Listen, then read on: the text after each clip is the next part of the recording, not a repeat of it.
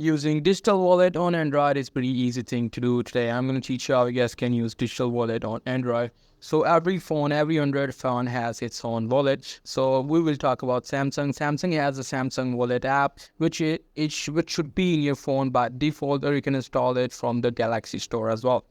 So after installing it, this is how your Samsung wallet will look. You just have to open up it and you have to tap on continue. They will want you to add, the quick access or quick card. You have to tap on add and it will want you to, use the fingerprint, and it will want you to add the credit card that you want to use.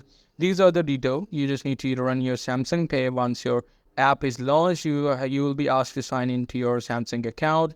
After signing into your Samsung account, you will see an option for start. As you guys can see, I told you like that, start, and then you will see an option for terms and agreements. You have to tap on next. You will see an option for verification. You just have to verify it. After verifying it, you will easily be able to add your debit or credit card in your Samsung wallet, and this is how your digital wallet will work in your Android. So that's pretty much it. That's how you guys can do it. Hope you guys find this video helpful.